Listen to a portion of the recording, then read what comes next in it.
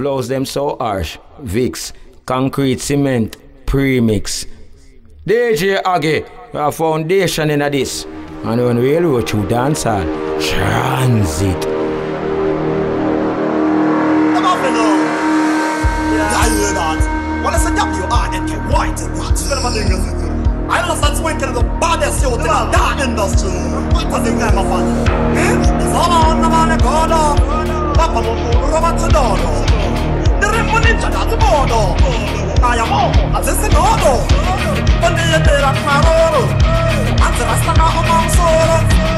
I put the size of Sonoro. Who in the back without the Maroro? Saga, I'm a fan of the Taura.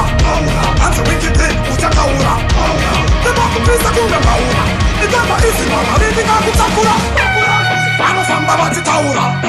And the wicked thing, Utakaura. The back of this, I do the Maura. The Gama is in our reading of the Takura.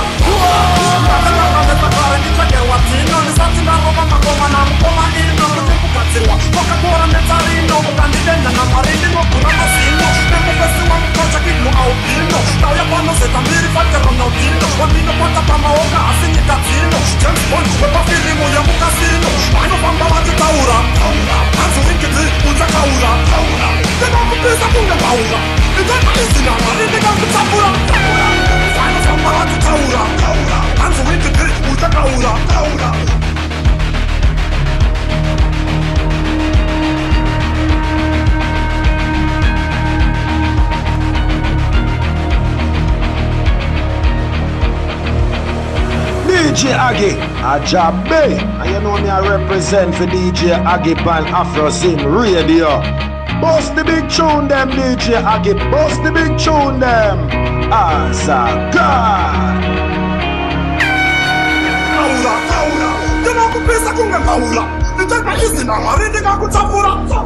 Honestly, I got it in a box card. You know, one that I got it over as a captain. You know, the piece of my banana can not be captain. Nobody's gonna come and go my party. We shall go up on your way to knock it back to my party. Look how we are coming started off with the party. Did a sumba, silver pussy and the party. You know, the kick and the characters of what I'm about. I remember what the Taura. And the wicked put the Taura. You know, the place I do the Taura. The time is in our reading of Tapura. I'm from the Taura. And the wicked put the Taura. You know, the place I do the Taura. The time is in our reading of Tapura. That's all I want to know. I'm a Robert Sedano. The Remonita, that's the border.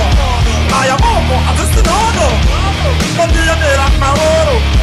And the rest of among solo. I put the size of Sonoro. You bring the power of the Pamela was more. I'm a Pamba Taura. And the wicked put the Taura. The Papa is a good Taura. The Tata is in our reading of the Tapura. I'm a Pamba Taura. And the wicked put the Taura. The Papa is a